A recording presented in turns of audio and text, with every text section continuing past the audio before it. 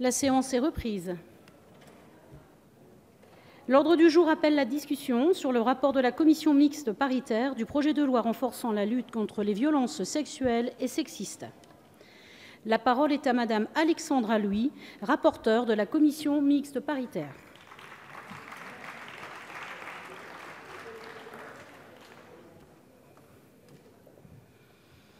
Merci.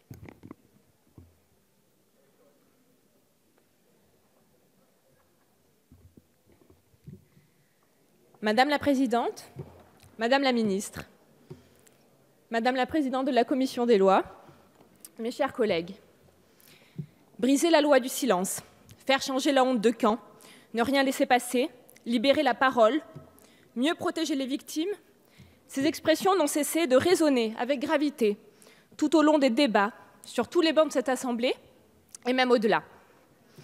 Elles traduisent un sentiment de révolte à l'égard d'une injustice qui nous est communément insupportable, les violences sexistes et sexuelles. Toutefois, même face à l'injustice, il n'est pas toujours aisé de se mettre d'accord. Le projet de loi que nous examinons a suscité ici de vifs débats, au cours desquels se sont manifestés des désaccords, et je le regrette aussi, certains clivages. Mais ce qui importe, c'est qu'au cours de la commission mixte paritaire qui s'est réunie la semaine dernière, nous soyons parvenus avec nos collègues sénateurs à dépasser ces divergences pour atteindre un véritable consensus, et ce, dans un esprit de responsabilité, avec un seul cap, mieux protéger les victimes. Ce texte a su rassembler parce qu'il opère une juste conciliation entre deux exigences auxquelles nous devons tous être attachés, auxquelles nous ne devons jamais déroger. La juste et efficace répression des infractions sexuelles et sexistes d'une part, et la nécessité absolue de préserver les droits et libertés fondamentaux d'autre part. Si l'homme échoue à concilier la justice et la liberté, alors il échoue à tout. Ces quelques mots d'Albert Camus, je crois, résument assez bien le sens de mon propos. Nous avions avec le Sénat 4 sujets principaux de désaccord. Le Sénat a accepté de se rallier à notre position sur 3 d'entre eux. Les modalités d'interruption du délai de prescription de l'action publique des viols commis sur mineurs, la répression des comportements d'outrage sexiste et l'opportunité d'ajouter au projet de loi un volet d'orientation et de programmation. Le dernier sujet de désaccord n'est pas le moindre puisqu'il concerne le fameux article 2, la caractérisation de la contrainte et de la surprise dans le cas d'agressions sexuelles commises sur des mineurs. Nous sommes pourtant parvenus à une solution équilibrée. Nous avions longuement débattu en première lecture de l'instauration d'une présomption de contrainte, de la création d'infractions sexuelles spécifiques aux victimes mineures, mesure qui impliquait, vous le savez, un risque d'inconstitutionnalité. Nous avons même discuté de l'aggravation des peines en cas d'atteinte sexuelle avec acte de pénétration. Le Sénat avait supprimé cette aggravation à l'écoute des associations et du fait des éventuelles incompréhensions que cette mesure suscitait. Le gouvernement et la majorité ont fait le choix de ne pas rétablir cette aggravation.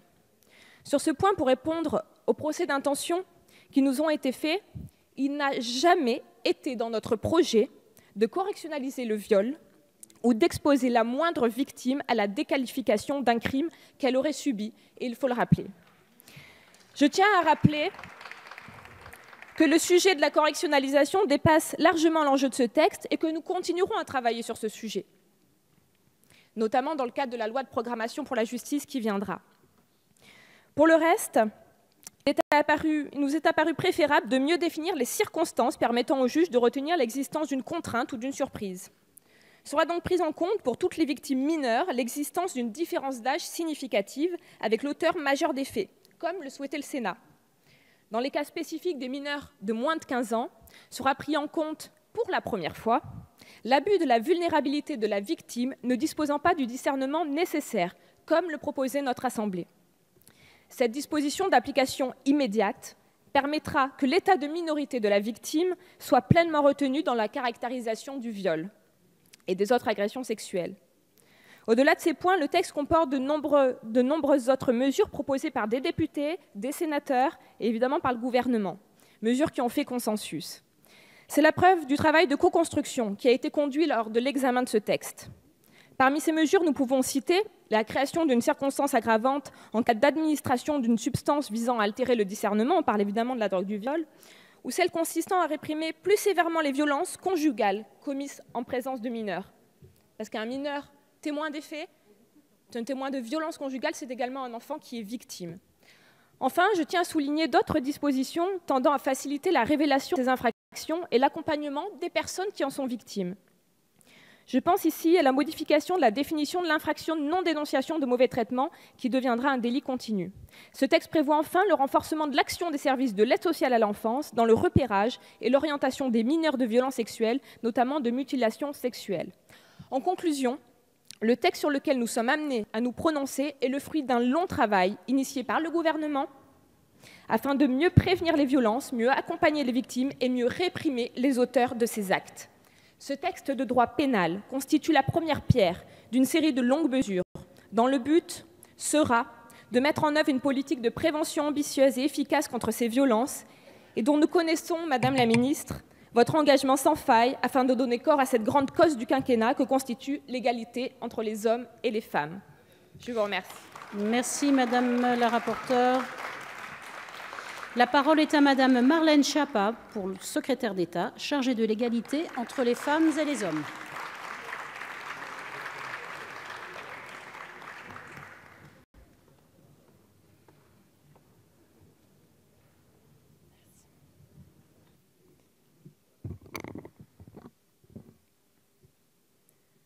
Madame la Présidente, Madame la rapporteure, Mesdames et Messieurs les députés, comme il s'y était engagé le 25 novembre dernier, le Président de la République a déclaré l'égalité entre les femmes et les hommes grande cause nationale de son quinquennat.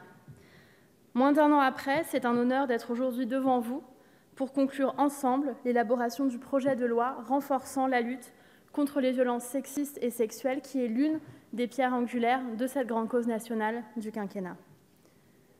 Le texte que vous vous apprêtez à voter aujourd'hui est le fruit d'un long travail mené depuis plusieurs mois, voire plusieurs années même, si l'on part de la campagne présidentielle. C'est aussi la première grande loi citoyenne du quinquennat grâce à la mobilisation de 55 000 participantes et participants au Tour de France de l'égalité femmes-hommes, la plus grande consultation gouvernementale jamais organisée. Mesdames et messieurs les députés, je sais que beaucoup d'entre vous y ont largement contribué et je veux vous en remercier chaleureusement. Je voudrais de la même manière commencer mon propos par saluer le travail qui a été celui des députés dans le cadre du groupe de travail sur la verbalisation du harcèlement de rue d'abord, puis dans le cadre des amendements que vous avez déposés dans cet hémicycle, puis en commission mixte paritaire, tout cela sous la houlette de la rapporteure de cette loi, la députée Alexandra Louis. Lors de ces rencontres, partout, nos concitoyennes et nos concitoyens nous ont dit l'urgence d'agir pour faire reculer les violences subies quotidiennement par des millions de femmes en France. Partout, ces échanges ont montré la nécessité de répondre à un triple objectif: mieux prévenir les violences, mieux accompagner les victimes, mieux sanctionner les agresseurs. C'est cela, l'ambition, qui a guidé le gouvernement tout au long de l'élaboration de cette loi. Et au terme de ce travail collectif, je tiens à redire clairement que ce texte marque des avancées majeures qui sont la traduction concrète d'engagements de campagne du Président de la République. D'abord, allonger à 30 ans le délai de prescription applicable aux crimes sexuels commis sur mineurs, pour prendre en compte les phénomènes d'amnésie traumatique qui sont désormais mieux connus, mais aussi pour laisser aux victimes le temps nécessaire à ce que l'on appelle désormais la libération de la parole. Ensuite, mieux protéger les enfants, notamment de moins de 15 ans, des violences sexuelles, mieux sanctionner leurs agresseurs en facilitant la caractérisation de la contrainte ou de la surprise. Affirmer qu'un mineur, en dessous d'un certain âge, n'est pas consentant à un acte sexuel avec un majeur constitue à nos yeux un véritable enjeu de civilisation, et c'est ce que dit cette loi. Cet objectif se trouve aujourd'hui renforcé par la disposition proposée par le Sénat qui permettra aussi de prendre en compte la différence d'âge. J'entends ici et là certains avancer qu'il n'y aurait pas d'âge dans ce projet de loi. J'invite chacune et chacun à commencer, avant de commenter un texte de loi, par lire le texte de loi. et par constater qu'il y a bien un âge, inscrit en toutes lettres, l'âge de 15 ans, l'engagement qui avait été pris par le président de la République.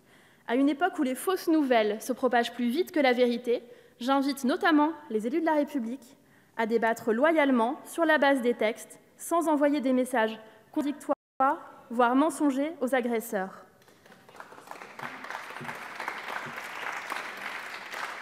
De même, il n'est fait mention nulle part, à aucun endroit de ce texte, de regard, qu'il soit appuyé ou non.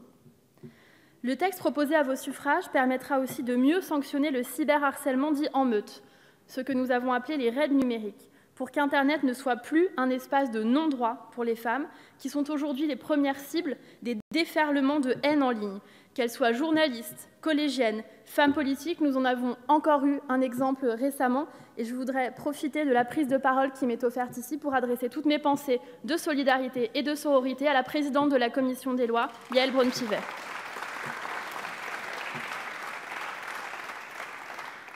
Enfin, dès la promulgation de cette loi, le harcèlement dit de rue pourra être verbalisé.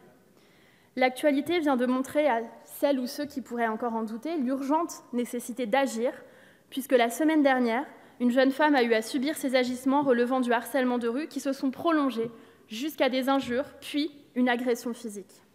Ce phénomène, il nous montre aussi le continuum des violences sexistes et sexuelles, qui peuvent commencer par des bruits, comme elle les a décrits, des mots dégradants, puis des cris, puis se poursuivre par des insultes, et enfin, dans ce cas, un jet de cendrier et un coup extrêmement violent porté au visage de cette jeune femme dont le seul tort était de marcher dans la rue et de refuser d'être insultée alors qu'elle était en train de marcher dans la rue. La question de la lutte contre le harcèlement de rue n'est donc ni plus ni moins qu'un enjeu de civilisation, qu'un enjeu de respect des valeurs fondamentales de la République française. Le respect de la liberté des femmes d'aller et venir, comme bon leur semble, dans l'espace public, le respect de l'égalité entre les femmes et les hommes dans cette occupation de l'espace public. L'indignation légitime suscitée par ces actes a montré également une chose, notre société ne tolère plus ces violences. Je crois que les images de ces violences ont permis à chacune et chacun de prendre conscience de la réalité du harcèlement de rue que subissent des femmes depuis des générations. Trop souvent, parfois même dans des débats politiques, on a pu considérer que le harcèlement de rue était un sujet dérisoire, accessoire, qui n'était pas primordial, qui n'était pas important, voire qui relevait d'une forme de fatalité. Ça a toujours été comme ça, donc ça restera comme ça. Aujourd'hui, nous refusons cette fatalité et nous posons, avec cette loi, un interdit social clair face à ce harcèlement quotidien que vivent encore trop de ces femmes et qui entrave leur liberté de mener leur vie comme bon leur semble. En complément de ces avancées majeures, le gouvernement a réaffirmé sa volonté d'adapter l'arsenal répressif aux nouvelles formes de violences sexistes et sexuelles. Je pense notamment à l'inscription dans la loi de l'interdiction d'utiliser d'une substance, notamment la drogue du viol, mais pas seulement, qui viserait à altérer le discernement. C'est une proposition qui avait été formulée par les députés, et l'interdiction de ce que l'on appelle le upskirting, en bon français, le voyeurisme dont sont victimes trop nombreuses femmes. Cela consiste à prendre des photos de leurs parties intimes à leur insu, notamment dans les transports en commun, et ce n'est pas actuellement caractérisé par le droit. Avec cette loi, ça le sera. Mesdames et messieurs les députés, le projet de loi dont nous avons débattu, qui a été amélioré par votre travail, par les deux chambres, puis adopté en commission mixte paritaire, et j'en suis convaincue, un projet ferme, équilibré et assurément bien plus protecteur que la législation actuelle. Je sais que toutes et tous, vous partagez l'ambition qui a guidé le gouvernement tout au long de l'élaboration de ce texte. Je veux donc ici saluer votre engagement sur cette question, comme en attestent les travaux qui ont été conduits au sein de la Commission des lois, mais également de la délégation aux droits des femmes.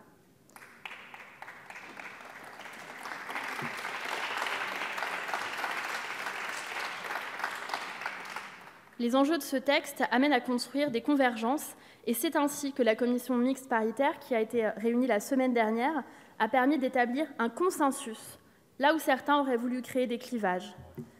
Face à l'importance de l'enjeu, vous avez su trouver un terrain d'entente pour faire en sorte que ce texte, une fois voté et promulgué, permette de mieux condamner les auteurs de violences, de mieux protéger les victimes. Vous n'avez eu que cet objectif en tête tout au long de la commission mixte paritaire, et de cela, mesdames et messieurs les députés, je vous remercie. Je suis ravie de voir que la sagesse et l'esprit de responsabilité l'ont emporté sur les considérations partisanes. Vous avez su montrer qu'au-delà de l'opposition, les parlementaires peuvent travailler ensemble, toujours avec le soutien du gouvernement, et sont résolument mobilisés dans la lutte contre toutes les formes de violences sexistes et sexuelles. Certains nous avaient annoncé une loi clivante, mais c'est aujourd'hui, au contraire, une loi consensuelle qui a été validée par la commission mixte paritaire et qui sera votée. Elle n'en est pas moins forte et ambitieuse. Ce résultat a été possible parce qu'au-delà de cette CMP conclusive, les parlementaires se sont saisis de ce texte et l'ont considérablement enrichi, quel que soit leur banc, par leurs nombreuses contributions pour renforcer l'arsenal protecteur que nous sommes en train de construire ensemble. Notre loi est un pilier essentiel, indispensable de cet édifice, mais elle s'inscrit bien sûr dans un dispositif global dont les mesures se déploient jour après jour.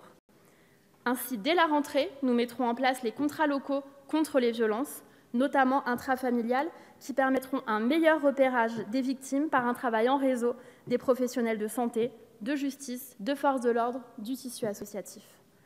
Comme nous l'avions annoncé, le ministère de l'Intérieur ouvrira en septembre prochain une plateforme de signalement gérée par des policiers spécifiquement formés par la mission interministérielle de protection des femmes pour informer et orienter les victimes de violences sexistes et sexuelles. Et j'ajoute que 10 centres de prise en charge des soins psychotraumas seront ouverts dans les territoires à titre expérimental d'ici la fin de l'année. La lutte contre les violences sexistes et sexuelles au travail est également une priorité, comme en attestent les dispositions du projet de loi pour la liberté de choisir son avenir professionnel que vous venez d'adopter. Ces mesures vont renforcer considérablement les outils qui doivent être déployés par les entreprises pour lutter contre les violences sexistes et sexuelles, y compris dans la sphère professionnelle. Je rappelle que nous consacrons 1 million d'euros supplémentaires au financement d'initiatives portées par des organisations, des syndicats ou des associations via un appel à projets lancé en mai dernier et dont nous avons attribué les fonds la semaine dernière. Comme vous le savez, nous portons une attention toute particulière aux plus jeunes, comme en atteste le travail que nous avons engagé avec le ministre de l'Éducation nationale pour sensibiliser les enfants, dès le plus jeune âge, au respect d'autrui, au respect de son corps, à la notion de consentement. Ainsi, un référent égalité sera nommé dans chaque établissement scolaire afin d'accompagner les élèves. Les séances d'éducation à la vie affective et sexuelle, prévues depuis la loi de 2001, seront appliquées sur tout le territoire et la mallette des parents intégrera, entre autres, des outils relatifs à la lutte contre l'exposition précoce à la pornographie. En septembre, nous lancerons aussi une grande campagne de communication avec des spots de télévision à destination des témoins de violences. Les violences envers les femmes ne doivent plus être considérées comme une question privée dont on n'aurait pas à se mêler. C'est un enjeu de société qui nous concerne toutes et tous. Savoir qu'un voisin est en train de frapper son épouse, chez lui, dans son appartement, à l'abri derrière ses murs, ce n'est pas une question privée qui le regarde. C'est une question de société et il faut le dénoncer. Nous devons réussir à construire ensemble cette société de la vigilance que le président de la République a appelée de ses vœux quand il a lancé la grande cause du quinquennat. Quand une femme est suivie dans la rue, invectivée, entravée dans sa liberté, menacée dans la rue, dans l'espace public, il faut que les témoins interviennent. Quand il y a des témoins d'agressions sexuelles, de viols, de violences physiques, d'agissements sexistes, d'injures publiques envers les femmes, de faits qui visent à les dégrader, à les humilier, à les rabaisser, il faut que les témoins signalent ces faits, il faut qu'ils déposent des plaintes ou des mains courantes, qu'ils produisent des témoignages. C'est aussi grâce à l'intervention des témoins que nous pourrons faire en sorte que la loi que vous allez voter soit une loi efficace et soit une loi appliquée. C'est le message de la campagne de communication qui vise à abaisser le seuil de tolérance de notre société face aux violences sexistes et sexuelles et à sortir de cette fatalité avec un investissement inédit pour une telle campagne d'un montant de 4 millions d'euros. Ce changement culturel vis-à-vis des violences sexistes et sexuelles restera une priorité majeure de l'ensemble du quinquennat. Mais ce sujet doit s'étendre aussi à l'ensemble des champs où les inégalités et les discriminations continuent de s'exercer à l'encontre des filles et des femmes. À l'école, dans la rue, dans les administrations, dans les entreprises où l'égalité salariale devra être atteinte d'ici 3 ans, comme vous le savez, dans les banlieues, dans les campagnes, dans les villes, ou encore au sein des familles, où la question d'une meilleure conciliation entre vie professionnelle et vie personnelle sera également l'un des sujets majeurs de cette rentrée.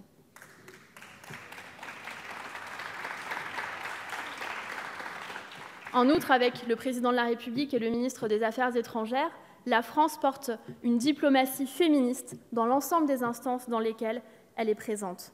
Mesdames et messieurs les députés, par la voix du Président de la République, notre pays s'est engagé avec une détermination absolue et inédite dans la lutte contre toutes les formes de violences sexistes et sexuelles. Les débats riches et intenses que nous avons eus durant l'examen de ce projet de loi l'ont parfaitement montré. Nous sommes désormais passés de la fatalité à la responsabilité. C'est un combat culturel que nous devons mener ensemble. La question qui vous est posée aujourd'hui, c'est: trouvez-vous la situation actuelle des violences envers les femmes admissible? Si oui, alors ne votez pas cette loi. Trouvez-vous, au contraire, inacceptable que 300 000 femmes au moins soient agressées sexuellement chaque année, que 8 femmes sur 10 aient peur de sortir le soir seules en France en 2018? Trouvez-vous normal que les réseaux sociaux pullulent d'injures sexistes? Si vous ne le trouvez pas normal, alors agissons ensemble et votez cette loi. Je vous en remercie. Merci Madame la Ministre. J'ai reçu de Monsieur Jean-Luc Mélenchon et des membres du groupe La France Insoumise une motion de rejet préalable déposée en application de l'article 91 alinéa 5 du règlement. La parole est à Madame Clémentine Autain.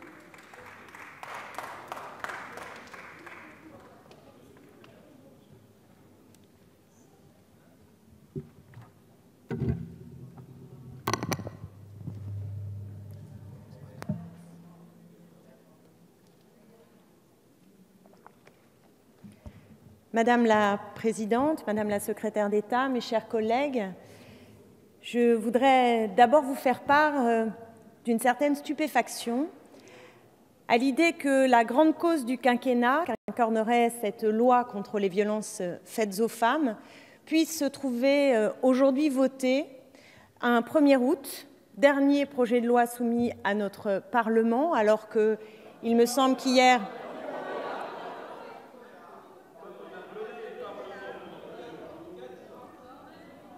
Permettez-moi tout de même de constater qu'hier, pour défendre Emmanuel Macron et M. Benalla, vous étiez bien plus nombreux et dans un état d'ovation assez significatif. Nous sommes le 1er août, vous le savez. Nous sommes le 1er août et il me semble que pour une grande cause du quinquennat, vous auriez pu, Madame la Secrétaire d'État, imposer un débat qui permettent à davantage de députés d'être présents, également aux médias d'être présents, et pour une raison simple, permettez-moi de m'exprimer, souffrez qu'il y ait une opposition dans cet hémicycle, je vous assure, souffrez qu'il y ait une opposition. La parole est à Madame Clémentine Autain. Allez-y, Madame Autain. Voilà. Je tiens quand même à le dire, c'est un 1er août, il n'y a pas aujourd'hui de médias mobilisés et que cette grande cause nationale méritait une grande...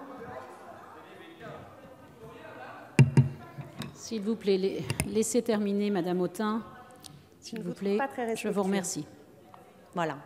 Je pense qu'après le mouvement MeToo et au regard de la cause défendue qui concerne les violences faites aux femmes, nous aurions pu espérer un hémicycle plein à une date qui permettait aussi à la vie médiatique de suivre et aux Français qui ont aujourd'hui l'esprit en vacances de pouvoir être informés de cette loi et du débat qui a lieu sur ce sujet, qui est un sujet que j'estime de très grande importance. Voilà.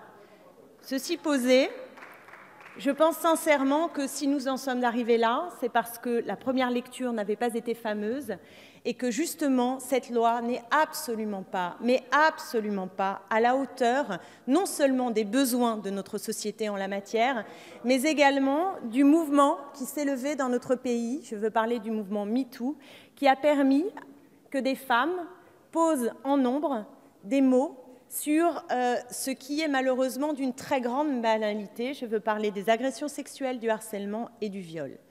Pendant très longtemps, ces faits ont été enfermés dans un tabou, c'est-à-dire que c'était des sujets dont on ne parlait pas, qu'on considérait être relevés de la sphère privée. Et progressivement, grâce notamment aux mobilisations féministes dans les années 70, on a sorti du silence ces violences. Et l'effet de bascule lié au mouvement MeToo a permis de taper un grand point sur la table.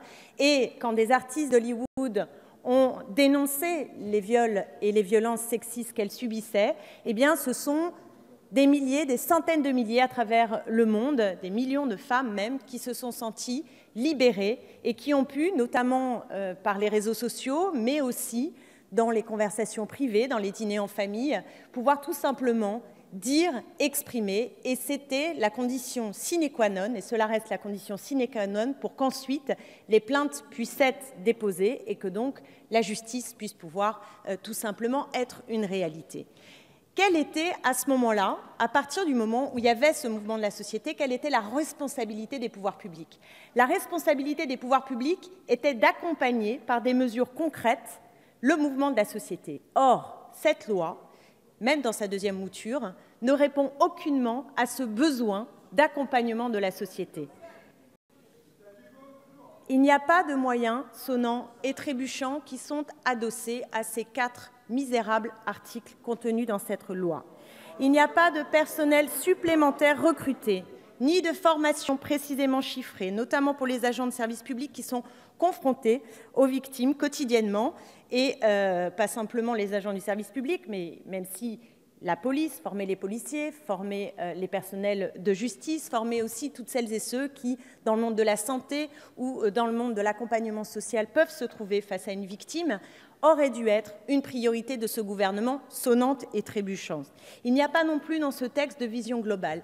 S'il y a des viols, s'il y a du harcèlement et s'il y a des agressions sexuelles, c'est parce que nous vivons dans une société où la domination masculine reste prégnante. Et pour pouvoir la combattre, il faut lutter contre les stéréotypes sexistes dès le plus jeune âge. Et cela suppose là aussi des moyens mis dans l'éducation pour permettre à cette formation, à cette éducation aux stéréotypes sexistes d'être une réalité et donc d'empêcher ensuite ces processus de domination et de sexisme. Il n'y a pas non plus d'inversion de charge de la preuve dans le cas des jugements pour viol sur mineurs, alors même que l'on sait qu'à la violence de l'acte subi par les victimes s'ajoute celle de devoir prouver son non-consentement quand le fauteur est présumé avoir agi normalement. Bref, les questions fondamentales dont les violences sexuelles ne sont que le nom ne seront pas traitées dans cette loi, ni totalement, ni même par le commencement d'un changement, parce qu'il n'y a pas la volonté politique. Je me disais bien que le cadre de l'austérité dans lequel évolue ce gouvernement, qui est un cadre mental et qui est un cadre concret, il n'y aurait pas de solution à la hauteur du mouvement MeToo. C'était l'évidence. Mais je ne pensais pas une seconde, que nous pourrions être à ce point éloignés des exigences qui ont été portées dans la société. Sincèrement, je n'attendais pas grand-chose de votre gouvernement et j'ai réussi à être déçue. J'ai réussi à être déçue parce qu'aucun de ces moyens-là n'ont été mis aujourd'hui dans cette loi. Vous n'avez pas de moyens dans cette loi. Les 4 articles sont purement...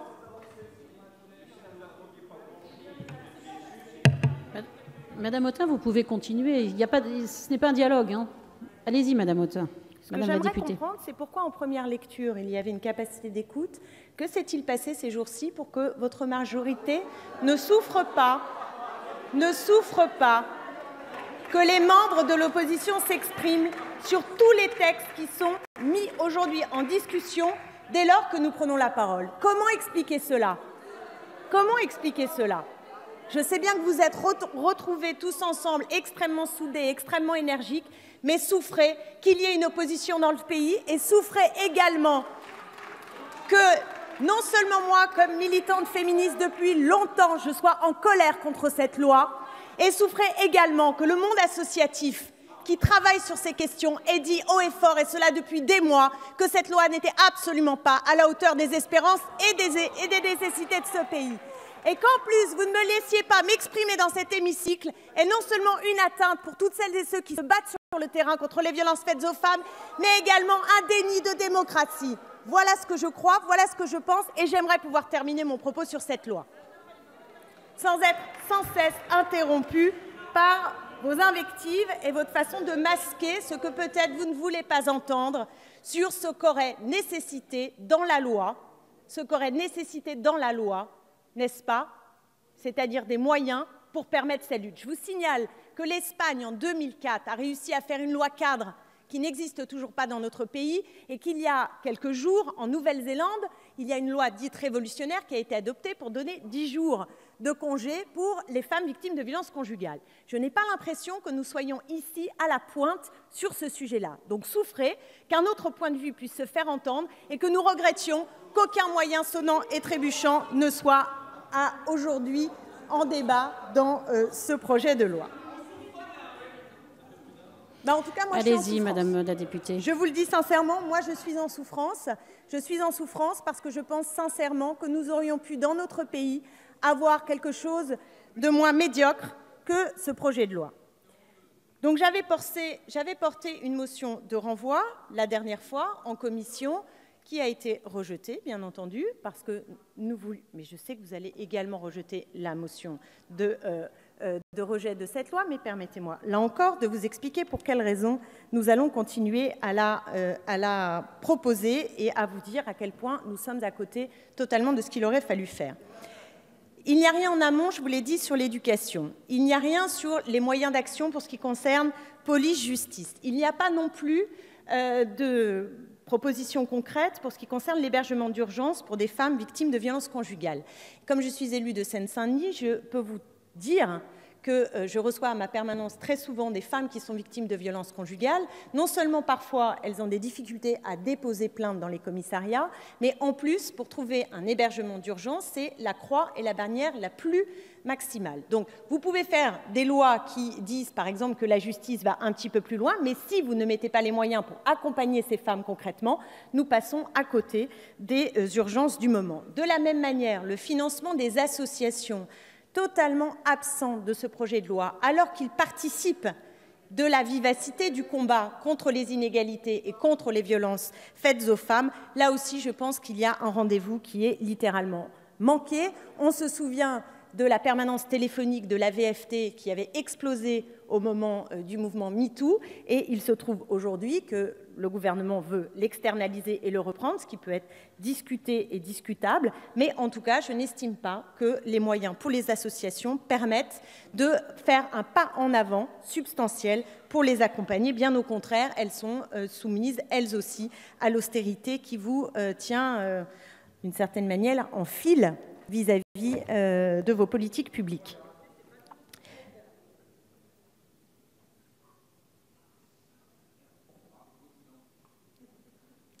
Oui, franchement, je trouve que la façon dont les uns et les autres se comportent dans cet hémicycle est particulièrement indigne.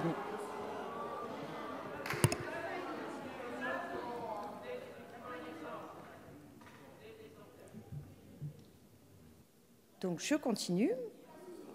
Cette loi n'a pas évolué substantiellement après la deuxième lecture que nous avons là, c'est-à-dire après la commission mixte paritaire. Parce qu'il n'y a pas de loi cadre toujours, et que, bien sûr, nous avons noté que sur l'article 2, qui avait fait l'objet de débats lors de la première lecture, et qui avait aussi mécontenté sur les bancs de à peu près tout l'hémicycle, mais aussi dans la majorité. Nous vous avions alerté, Madame la secrétaire d'État, à l'époque, parce que nous estimions qu'en effet, il y avait un danger de correctionnalisation du viol. Et finalement, vous avez fini par nous entendre, par entendre aussi la contestation des associations et des juristes, et à modifier d'une certaine manière la proposition de texte que vous avez que nous avons aujourd'hui sous les yeux. Donc c'est plutôt mieux, mais pour le reste, on se retrouve toujours devant une définition de la contrainte caractérisant le viol sur mineur qui peut être dangereuse dans son application, parce que la contrainte pourrait résulter de ce que la victime disposait de la maturité sexuelle suffisante. Comment un juge pourrait-il sérieusement juger de la capacité d'un enfant à avoir cette maturité sexuelle suffisante. Quelles considérations subjectives vont entrer en compte pour décider de si un enfant de 8 ans, 9 ans, 10 ans, 11 ans, 12 ans était suffisamment mature pour consentir à des relations sexuelles? Votre gouvernement s'était engagé à mettre en œuvre un seuil de présomption de non-consentement. Et j'avais interrogé, vous vous en souvenez, Madame la garde des Sceaux, qui avait répondu favorablement. Et on se demande où est passé cet engagement. Parce qu'au fond, il n'y a pas dans ce texte de loi quelque chose qui permet de marquer un interdit ferme, comme nous l'avions demandé et comme la garde des Sceaux nous avait répondu, je dirais, favorablement. Et donc, d'une certaine manière, on a une présomption de non-consentement qui n'est pas là et qui aurait été la seule réponse valable pour empêcher le questionnement sur le consentement des victimes mineures. Donc la proposition de formulation que vous nous soumettez, à notre sens, ne changera pas fondamentalement les choses. Et je dirais qu'au total, tout ça pour ça, parce qu'il y a 4 articles, c'est très faible. Nous avons un article qui nous convient très bien, qui est celui qui porte de 20 à 30 ans la possibilité de déposer plainte pour des femmes qui ont été victimes quand elles étaient mineures. C'est vrai que c'est une façon de prendre en considération la mémoire traumatique. Et je tiens à saluer cette évolution positive dans cette loi, mais en dehors de cette évolution positive, il nous semble que le compte n'y est absolument pas, que vous passez à côté du sujet, à côté du mouvement de la société. Je maintiens, je persiste et je signe. C'est une loi qui me paraît misérable vis-à-vis des enjeux et je crois sincèrement que nous aurions pu, dans cet hémicycle, avoir une loi à la hauteur, sinon des besoins, mais en tout cas de la situation et du mouvement MeToo, que c'était possible. Je crois que c'était possible et vous auriez pu le faire. Et je suis sûre, Madame la Secrétaire d'État, que vous le savez, que vous n'avez pas aujourd'hui les moyens de mener la politique à la hauteur de l'ambition féministe qui peut-être vous anime. Et je rappelle ce chiffre, l'Espagne dépense aujourd'hui 0,54 € par habitant pour lutter contre les violences. En France, c'est 0,33 €. L'Espagne dépense donc 60% de plus que nous. Ce n'est pas rien et c'est précisément lié au fait qu'une loi cadre a été adoptée en Espagne, là où la France ne rattrape pas son retard. Je le regrette infiniment et c'est vrai que je suis émue à m'exprimer ici à cette tribune. Permettez-moi au moins de pouvoir exprimer cette émotion. Vous le savez, j'ai été victime de viol, je suis très attachée à ces questions et je suis dépitée et dans un état de très grande tristesse parce que je pense aux femmes victimes et que je me dis que c'est un rendez-vous manqué, que les associations féministes le disent, que nous vous l'avons dit et que vous n'avez pas accepté de revoir votre copie, que nous sommes là un 1er août, que les Françaises qui ont pris part au mouvement MeToo sont peut-être allées à d'autres préoccupations en cette période estivale et je crois que vous êtes vraiment passés à côté de la grande cause de votre quinquennat, prétendez-vous. Merci Madame la députée. Madame la rapporteure, Madame la ministre, nous passons. Madame la rapporteure, Madame la ministre ensuite. Merci Madame la Présidente. J'attends juste que ma collègue puisse m'écouter, qu'elle puisse entendre ma réponse évidemment. Chers collègues, vous avez donc demandé une motion de rejet. Je tiens, pour éviter toute confusion dans ces débats, clarifier quelques points. Vous dites que vous êtes dépité qu'on est passé à côté du sujet. Je crois, ma chère collègue, que vous êtes passé à côté du texte. Parce que d'abord, il n'y a pas 4 articles, il y en a 19. Et particulièrement sur l'article 2 que vous évoquez, je tiens à préciser qu'il n'y a pas de maturité sexuelle. Cette notion avait été retenue par le Sénat, elle n'a pas été retenue en commission mixte paritaire. Pour clarifier le tout, je tiens à vous relire l'extrait du texte.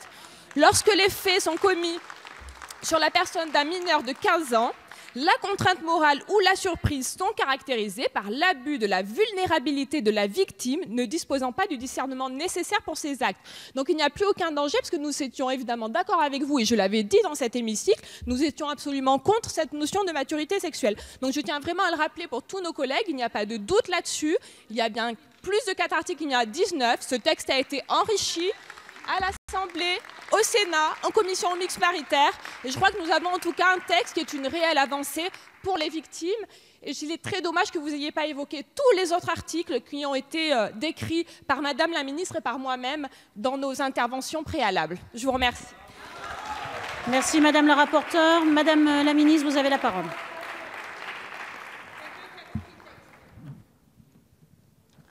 Madame la Présidente, Mesdames et Messieurs les députés, je m'excuse par avance pour l'éventuelle longueur de ma réponse et peut-être pour son aspect peut-être un peu technique, mais il y a des sujets sur lesquels il me semble qu'il est bon de ne pas faire d'approximation. D'abord sur la question de la finance. Je suis désolée de vous le dire, Madame la députée Clémentine Autain, je crois que vous ne savez pas ce que c'est que l'austérité. Parce que ce qui caractérise la politique publique de ce gouvernement en matière d'égalité entre les hommes et les femmes, c'est tout sauf l'austérité. Si vous aviez une politique d'austérité, vous n'auriez pas un appel à projet d'un montant de 1 million d'euros. 1 million d'euros d'appel à projet pour des associations, c'est l'austérité. Vous n'auriez pas un maintien à 100% de chaque subvention nationale pour chaque association qui lutte contre les violences sexistes et sexuelles. 100%, c'est l'austérité, le maintien à 100%. J'irai plus loin, il n'y a pas uniquement un maintien, il y a aussi des augmentations. Je ne vais pas toutes vous les citer une par une. Un exemple, le collectif féministe contre le viol, plus 60 000 € de subvention cette année, en plus des centaines de milliers d'euros de la subvention habituelle. C'est l'austérité d'augmenter les subventions? C'est l'austérité? Je crois donc qu'on peut dire que le gouvernement met des moyens financiers, mais de l'argent sonnant et trébuchant. Je vous avais déjà répondu lors de la première lecture sur la question de la VFT, mais c'est pas grave, je vais vous répondre de nouveau. La question de la VFT, de quoi il s'agit? Il s'agit d'une association qui mène un travail important pour lutter contre les violences qui sont faites aux femmes sur le lieu de travail. Cette association, elle a un partenariat avec l'État. L'État lui attribue une subvention de plusieurs centaines de milliers d'euros chaque année. La VFT a choisi unilatéralement de fermer son standard parce qu'elle nous dit qu'elle est débordée en ayant plus d'appels avec le mouvement MeToo. Je la crois, je crois toujours les associations. Je la crois, elle est débordée, elle ne peut plus assumer son accueil téléphonique. Est-ce que je peux, moi également, poursuivre mes propos? Vous savez, Françoise Giroud disait « Le féminisme, c'est trouver intolérable pour les autres femmes ce qu'on trouve intolérable sur soi-même. » Vous trouviez intolérable d'être interrompu? Souffrez que je poursuive sans l'être également. La VFT, donc je poursuis, elle a ce contrat de partenariat avec l'État depuis des années. Elle décide elle-même unilatéralement de mettre fin à une partie de ses obligations. Pardon, mais dans tout contrat normal, qu'il soit un contrat de droit commercial ou un contrat de droit commun, quand vous avez une contractualisation avec une subvention en échange d'un service, quand une partie du service n'est plus accomplie, normalement, la subvention tombe ou diminue. Ce n'est pas ce que nous avons fait. Nous avons maintenu à 100% la subvention de la VFT, bien qu'elle ne remplisse plus ses obligations contractuelles. Je crois qu'en termes de contrat commercial et de partenariat, on ne peut pas dire que ce soit particulièrement défavorable pour la VFT, et j'en suis plutôt fière. Ça, c'était pour la partie sur l'austérité. Enfin, vous avez, et je suis désolée une fois de plus de devoir vous corriger, mais vous avez indiqué des chiffres qui sont erronés en ce qui concerne l'Espagne. Je vais citer quelqu'un qui n'est pas un féministe radical, Mariano Rajoy. Mariano Rajoy, quand on l'interroge sur les montants qui sont engagés pour lutter contre les violences envers les femmes en Espagne, et quand on lui dit il paraît qu'il y a 1 milliard d'euros qui sont engagés, puisque c'est le chiffre qui a été donné dans tous les médias par un certain nombre de nos opposants, Mariano Rajoy, il répond c'est faux. Il n'y a pas le premier euro qui soit engagé. C'est une déclaration d'intention des partis politiques et non du gouvernement, et d'intention uniquement. Il n'y a pas le premier euro qui soit engagé. Donc je crois qu'il est important, encore une fois, peut-être de vérifier les informations que l'on relaie, y compris dans l'hémicycle. Ensuite, la question de l'éducation. On ne cesse d'entendre des oppositions qui nous demandent une loi sur l'éducation et sur l'égalité entre les filles et les garçons à l'école. Mais cette loi, elle existe. Vous ne cessez de nous le rappeler, nous ne sommes pas arrivés sur rien. Il y avait des gouvernements avant nous, il y avait des parlementaires avant nous, Dieu merci. Ils ont accompli du travail, et souvent du très bon travail. Depuis 2001, il y a une loi sur 3 séances d'éducation à la vie affective et sexuelle, sur la lutte contre les stéréotypes de genre, sur l'égalité entre les filles et les garçons à l'école. Elle existe, cette loi, nous n'allons pas refaire une loi qui existe déjà. Ce n'est pas le principe, me semble-t-il, de l'Assemblée nationale. Je parle sous votre contrôle, mesdames et messieurs les députés. Donc qu'est-ce que nous faisons? Nous faisons appliquer cette loi. Le ministre de l'Éducation nationale a adressé une circulaire à tous les recteurs de France, leur demandant de mettre en œuvre cette loi de 2001 sur les séances d'éducation à la vie affective et sexuelle dans les écoles. Et nous y avons joint un catalogue avec toutes les associations qui ont un agrément IMS, parce que la petite musique disant que le gouvernement n'aime pas les associations, ça va bien. Nous avons joint un catalogue avec l'ensemble des associations qui ont un agrément IMS pour les valoriser, pour qu'elles puissent plus facilement intervenir dans les écoles, comme c'était prévu dans la loi de 2001, qui n'a pas été appliquée depuis 2001. Ensuite, en ce qui concerne la formation, eh bien, il y a des moyens qui sont mis dans la formation, mais tout n'a pas besoin d'être noté dans la loi. Il y a des choses qui sont faites. La MIPROF, la mission interministérielle de protection des femmes. Je vous invite à vous intéresser au travail qu'elle mène, si ce n'est pas déjà fait, bien évidemment, au travail que mène sa secrétaire générale, qui est très mobilisée et qui gère des formations auprès de policiers, auprès de gendarmes, auprès de police municipale, auprès des personnels de santé, afin de leur permettre de mieux répondre aux questions des violences sexistes et sexuelles. Cela fait, encore une fois, plusieurs années que c'est fait. Nous l'amplifions et nous amplifions la formation pour que les femmes soient mieux accueillies et mieux suivies, notamment dans les commissariats. Enfin, je suis extrêmement étonnée parce que vous dites, Madame la députée, votre intérêt pour ce sujet, et je ne le vous discute pas, mais jamais, je n'ai reçu en un an de mandat une question au gouvernement de la part de la France Insoumise sur les questions de politique publique, sur l'égalité entre les femmes et les hommes. Je m'étonne que ce sujet ne vous intéresse pas assez pour en user d'une question au gouvernement. En ce qui concerne la question des médias, puisque vous étiez en train d'indiquer que Madame Autain, Françoise Giroud, on n'interrompt pas les autres, merci. Vous disiez que les médias n'étaient pas présents. Eh bien, moi, je suis très étonnée parce que moi, je trouve qu'il y a des médias présents. Je suis passée, ils étaient là, ils s'intéressent à ce sujet. Et j'ai envie de vous dire, quand vous avez des présences médias, des interviews, mais parlez du sujet. Parlez moins d'Alexandre Benalla, parlez un petit peu plus du projet de loi contre les violences sexistes et sexuelles.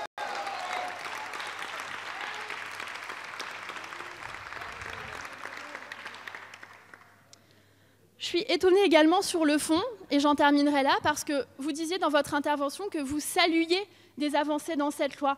Mais il me semble que quand il y a tout de même des choses dont on reconnaît qu'elles sont positives, ça ne vaut pas la motion de rejet que vous déposez. Ça vaut éventuellement un débat, ça vaut un désaccord, ça vaut une discussion.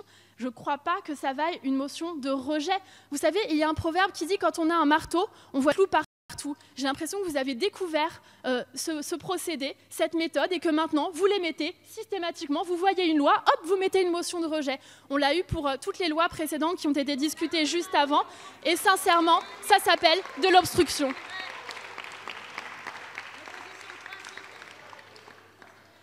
Enfin, Madame la députée, et je réponds puisque vous l'avez abordé dans votre intervention, si vous ne l'aviez pas fait, je ne me serais pas permis de le faire. Mais vous indiquez avoir été victime de viol, et j'ai le plus profond respect pour votre parcours et pour l'engagement qui est le vôtre et qui est le vôtre depuis de nombreuses années. Je voudrais terminer avec une question, parce que j'ai entendu des choses gênantes et des choses parfois même insultantes dans le cadre des débats autour de ce projet de loi, vis-à-vis de moi, mais surtout vis-à-vis des parlementaires. J'ai une question mathématique à vous poser. Connaissant les statistiques des victimes de violences sexuelles, il y a 577 députés dans cet hémicycle. Combien pensez-vous qu'ils ont été victimes, ils ou elles, ont été victimes de violences sexuelles et souffrent de ces débats et de ces insultes? Merci Madame la Ministre. Nous allons écouter les explications de vote sur la motion de rejet préalable et nous allons écouter Fiona Lazard pour La République En Marche.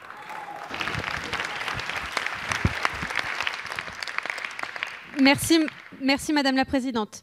Mes chers collègues, les Français attendent de nous une action résolue pour en finir avec certains comportements indignes de notre République. Au-delà des discours, ils attendent surtout des actions et des réponses concrètes. Aujourd'hui, nos collègues de la France Insoumise nous demandent pourtant de rejeter le texte qui porte cette ambition et entend la traduire dans la loi.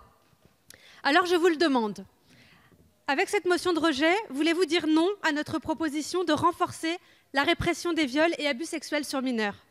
Voulez-vous dire non à l'augmentation à 30 ans du délai de prescription des crimes sexuels sur mineurs? Voulez-vous dire non à notre proposition de prendre en compte l'âge de la victime pour caractériser le viol? Avec cette motion, voulez-vous dire non à la lutte contre le harcèlement de rue et à la mise en place de sanctions contre les photos volées qui portent atteinte aux femmes dans leur intimité? Enfin, voulez-vous dire non aux outils juridiques que nous mettons en place pour lutter contre les raids numériques et le harcèlement en ligne dont sont victimes en particulier les adolescentes et les adolescents? Mes chers collègues, je ne peux pas le croire. Et quand ce texte traduit la volonté des Françaises et des Français de voir sanctionner plus durement des comportements qui n'ont pas leur place au sein de la République, je vois dans votre motion, une fois de plus, la volonté de vous opposer à tout, tout le temps, par tous les moyens et qu'importe le sujet. Les débats ont eu lieu longtemps et en profondeur, en commission des lois, en délégation aux droits des femmes, dans l'hémicycle, au Sénat, lors du Tour de France de l'égalité. Les débats ont eu lieu et il est maintenant temps d'agir. C'est pourquoi nous voterons contre votre motion de rejet. Je vous remercie. La parole est à Monsieur Erwan Balanant pour le MoDem. Je vais être très bref parce que les choses ont été brillamment dites par la ministre et par Fiona. Mais quand même, Madame Autain, moi aussi, c'est en féministe que je vous réponds. Et j'avoue que je comprends le traumatisme que vous avez pu avoir sur la première lecture de ce texte, parce qu'effectivement, ça a été difficile. C'est un texte qui a été instrumentalisé et c'était compliqué. Donc, je comprends cette émotion que vous avez. Mais, Madame Autain, reconnaissez quand même que dans ce texte, il y a des réponses à ce que propose, enfin, aux alertes qu'il y a eu suite à MeToo. Parce qu'on ne peut pas dire que définir l'outrage sexiste comme on l'a fait n'est pas une réponse à MeToo. Aujourd'hui, on va abaisser le seuil de tolérance grâce à cette mesure. On va l'abaisser et on voit déjà, moi je vois déjà, j'observe, on en a parlé et on voit déjà dans la société que c'est intégré, que faire des claquements de langue, faire des gestes obscènes, c'est passé, ça va passer. Et la loi va définir un interdit et on ira un peu plus loin. De la même façon, vous ne pouvez pas dire, Madame Autain, quand on définit le cyberharcèlement comme on le définit, que ce n'est pas une avancée. Le cyberharcèlement, des milliers, des millions peut-être même de femmes, chaque jour sur les réseaux sociaux sont harcelées, reçoivent des messages qui souvent les incitent à arrêter, même à fermer parfois leur compte Twitter ou Facebook. Donc, et je pense en particulier à d'autres femmes qui n'ont pas fermé leur compte. Et je voudrais moi aussi rendre hommage à notre présidente qui a subi des attaques antisémites, mais aussi des attaques sexistes. Donc, Madame Autain, moi je connais la valeur de votre engagement. Nous sommes nombreux à l'avoir ici aussi, et je trouve que peut-être nous pourrions continuer sur ces projets, sur ces sujets, parce qu'il y a encore un chantier, il y a encore beaucoup de choses à faire et le faire ensemble. Vraiment, j'aimerais bien, Madame Autain, qu'on puisse continuer à travailler ensemble sur ces sujets-là. Merci, Monsieur le député. La parole est à Madame Danielle Obono pour la France Insoumise. Merci, Madame la Présidente. De manière générale, je pense qu'on ne peut pas dire que nous n'ayons pas connaissance du texte, que nous ne l'ayons pas lu, que nous n'ayons pas travaillé ni fait des amendements nombreux, que ce soit en première ou en deuxième lecture. Nous sommes nombreux et nombreuses à la France Insoumise à être des militants, des citoyens et citoyennes engagés sur ces questions. Donc, il y a beaucoup de sujets sur lesquels on peut considérer qu'on est en opposition frontale et on assume, on a toujours assumé nos positionnements politiques. Mais s'il y a bien un sujet parmi quelques autres, et on aura l'occasion d'en discuter à l'automne, sur lesquels on assume aussi très clairement de pouvoir voter d'une belle unanimité, dans un beau consensus, et on est particulièrement attaché à construire ce genre de consensus, c'est bien sur cette question-là. Donc non, pas de leçons, personne n'a à donner des leçons, mais par contre, on a un niveau d'exigence, oui, étant donné la situation qui a été révélée il y a des mois et qui continue à être révélée chaque jour. On a un niveau d'exigence et on assume de considérer que ce qui est fait là est insuffisant et n'est pas à la hauteur, et que c'est une motion de rejet, pas pour arrêter de discuter, parce que vous pouvez être sûr que nous reviendrons avec des propositions de loi, avec des amendements, avec tout un ensemble de textes aux côtés des associations pour ramener ce sujet sur la table, parce que pour nous ce n'est pas un effet de mode, je pense que pour vous aussi, donc on en rediscutera, mais parce que c'est gravement insuffisant et nous ne sommes pas les seuls à le dire. Et vous le savez aussi, Madame la secrétaire d'État, puisque vous avez rencontré des associations qui vous l'ont dit et qui vous l'ont redit avant la première lecture et à la fin de cette deuxième lecture. Donc ce n'est pas simplement une lubie des insoumis et des insoumises qui veulent toujours plus, qui veulent toujours trop. C'est aussi les demandes de tout le mouvement féministe, quelles que soient, y compris ses particularités,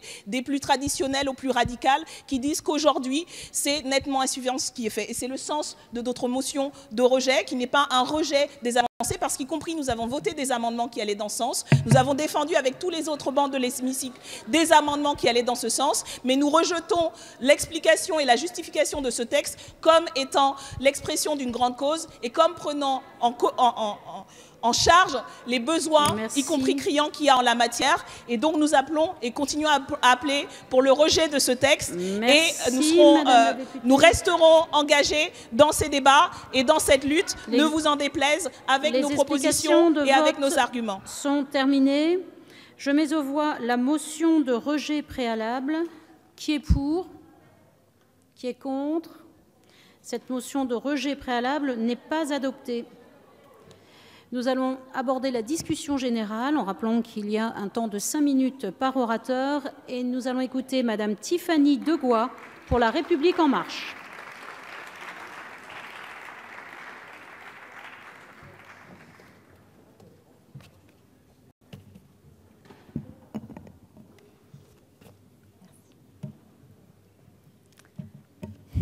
Madame la Présidente, Madame la Ministre, Madame la Présidente de la Commission des lois, Madame la rapporteure, mes chers collègues, le projet de loi d'orientation et de programmation pour renforcer la lutte contre les violences sexuelles et sexistes ne laisse aucun de nous indifférent car il aborde l'un des principes fondateurs de notre République, l'égalité. En 1898, ici même, était votée la première loi réprimant les viols commis envers les mineurs. En 1907, la loi accordait aux femmes mariées la libre disposition de leur salaire. Depuis, tant de combats ont été remportés, preuve que les causes justes triomphent tôt ou tard, certaines prenant plus de temps que d'autres. Le combat pour l'égalité entre les femmes et les hommes ne sera définitivement une victoire que lorsqu'il ne sera plus nécessaire d'imposer des quotas de femmes dans certaines instances, qu'une femme ne subira aucune distinction de traitement pour ce qu'elle représente et qu'enfin, on cessera toute discrimination, positive soit-elle. Il est important de souligner que le projet de loi protège tout autant les petits garçons que les petites filles, les femmes que les hommes, car c'est la charge première de l'État d'assurer la sécurité de tous ses citoyens et que tous ceux qui se rendent coupables de violences doivent être punis avec la même fermeté. Je tiens à saluer les initiatives de l'ensemble des groupes de notre Assemblée sur ce texte, ainsi que du Sénat, travail commun qui a permis d'arriver à une commission mixte paritaire conclusive, enrichissant substantiellement le texte. Ainsi, les modifications du Code pénal et du Code de procédure pénale pourront entrer en vigueur dans les plus brefs délais si nous adoptons la version définitive ce soir. Notre groupe soutient l'initiative de projet de loi et son aboutissement, car il apporte 2 réponses à la lutte contre les violences sexuelles et sexistes, en renforçant notre arsenal législatif et en améliorant à la fois la prévention et la prise en charge des victimes. Quelques mots tout d'abord sur le renforcement de notre législation pénale pour réprimer à sa juste mesure ces infractions. Le délit de prescription pour les crimes sexuels ou violents commis sur les mineurs est prolongé de 30 à 30 ans, permettant ainsi à toute personne de dénoncer un crime jusqu'à ses 48 ans. Les agressions sexuelles sur mineurs de 15 ans connaissent une répression renforcée grâce à l'article 222-22-1 du Code pénal qui disposera que la contrainte morale ou la surprise pourra résulter de l'abus de vulnérabilité caractérisé par une absence de discernement nécessaire. Et si le viol aggravé ne peut être retenu, il incombera de poser la question subsidiaire de la qualification d'atteinte sexuelle. D'ailleurs, cette infraction, sans violence, contrainte, menace ou surprise, verra ses peines doublées, dont celle d'emprisonnement amenée à 10 ans.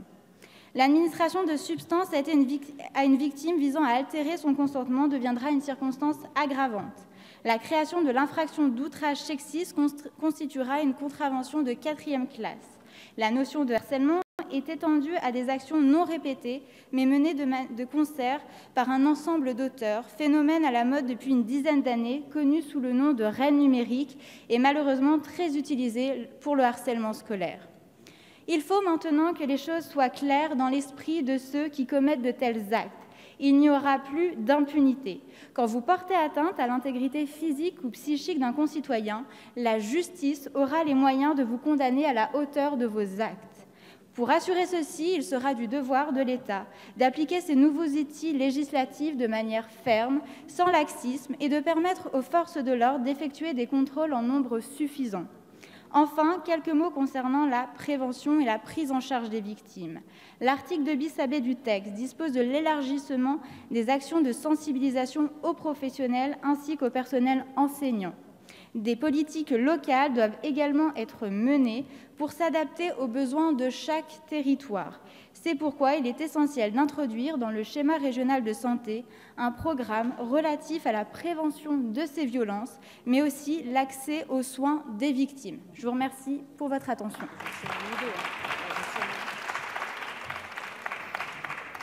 Merci Madame la députée. La parole est à Madame Emmanuelle Antoine pour Les Républicains.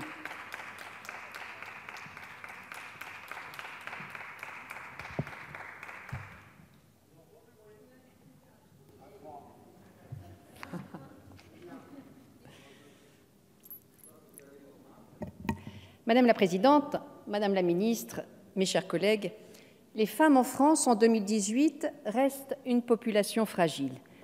Quelle nation peut se dire civilisée lorsque la moitié de sa population demeure placée dans la peur d'être, cette année, l'une des 84 000 victimes de viol, l'une des 225 femmes victimes de violences physiques de la part de leur conjoint, l'une des 123 qui en sont mortes, l'une des 53 000 ayant subi des mutilations sexuelles, parfois très jeunes, parfois trop jeunes, puisque l'excision est infligée la plupart du temps avant 10 ans. Non, nous ne pouvons affirmer être une société moderne lorsque 100% des utilisatrices de transports en commun ont subi au moins une fois des violences sexistes et sexuelles et qu'une adolescente sur 5 a reçu des insultes sur son physique. C'est pour cela que nos espoirs étaient grands lorsque l'on nous a annoncé que l'égalité entre les femmes et les hommes était déclarée grande cause du quinquennat et qu'un projet de loi devait proposer de répondre enfin à toutes ces violences que nous ne pouvons plus accepter, que nous ne pouvons plus supporter. Mais nos espoirs étaient peut-être trop grands. C'est le constat résigné que nous sommes contraints de faire. Quelle ne fut pas, en effet, notre déception après les annonces rutilantes d'une majorité conquérante. La déception de voir nous être proposé un projet de loi court de 4 petits articles, se contentant de réagir à 2 jurisprudences, à créer une infraction que l'on ne pourra pas sanctionner et à adapter la répression du harcèlement à l'heure numérique. Déception d'autant plus grande quand on connaît l'inspiration littéraire de Madame la Ministre, qui a publié pas moins de 3 ouvrages en 6 mois. Nous nous demandons ainsi ce qu'il est advenu de cette plume si prolixe pour raconter sa vie privée et si modeste lorsqu'il s'agit d'écrire un texte de loi ambitieux. Les députés et les sénateurs se sont relayés tour à tour pour s'efforcer de l'enrichir, pour s'efforcer de le grandir. Leur tâche était d'autant plus ardue que le gouvernement s'est opposé à tout élargissement de ce texte. Ainsi, il n'est toujours pas question de l'amnésie traumatique, de la protection contre les mariages forcés, de la lutte contre la prostitution des mineurs, de la protection contre les mutilations sexuelles, de l'accompagnement des victimes de violences sexuelles, de la protection des femmes dans les transports, du harcèlement sexuel au travail, de la protection des mineurs face à la pornographie, du sex marketing, et la liste serait encore longue. Tous ces sujets restent insuffisamment traités par les lois de la République et sont maintenus dans un angle mort de notre législation. Ce sont autant d'échecs pour ce projet de loi. À l'Assemblée, les ministres se sont arc-boutés sur leur position. La co-construction tant vantée par le gouvernement et promise par Madame la Ministre dans la discussion générale ne fut pas au rendez-vous. Le gouvernement et la majorité, tel un mur, ont bloqué les initiatives visant à donner de l'ampleur à ce texte. Ils sont restés sourds à l'inventivité des députés. Cette surdité nous a effarés. Le groupe parti présidentiel a voté d'une seule voix contre les amendements, lorsque tous les autres groupes ont voté d'une seule voix pour. Les députés LREM ont ainsi brisé un consensus transpartisan en faveur d'un texte ambitieux. Du fait de la rigidité de la majorité gouvernementale, ce texte, qui devait être un texte de concorde et de consensus, est devenu un texte clivant qui n'a su faire l'unanimité. Heureusement, au Sénat, des avancées majeures ont été réalisées. Ainsi, l'article 2 a été réécrit. Nous sortons de l'impasse dans laquelle nous nous étions retrouvés à l'Assemblée. L'amnésie traumatique a été reconnue, l'ivresse stupéfiante est devenue circonstance aggravante, le volet prévention a considérablement été enrichi et le signalement de la maltraitance amélioré. Néanmoins, le sujet aurait mérité une loi d'envergure, une réponse globale et forte. Nous déplorons que ce ne soit le cas. J'en viens à me demander si la grande cause du quinquennat en faveur de l'égalité entre les femmes et les hommes ne se limiterait finalement pas à de la simple communication. Elle apparaît comme une revendication non suivie d'effet, tant ce projet de loi se révèle modeste comparé aux objectifs poursuivis. Alors oui, Madame la Ministre, quand allez-vous porter une politique ambitieuse de lutte contre les violences sexistes et sexuelles? Quand allez-vous sortir de la communication et passer à l'action, tant l'urgence est grande? Nous ne pouvons que soutenir cette loi qui présente, certes, certaines avancées, mais nous déplorons son manque d'ambition. Nous voterons ce texte, mais demain, nous veillerons à lui en adjoindre d'autres. Merci Madame la députée. La parole est à Monsieur Erwan Balanant pour le mouvement démocrate et apparenté.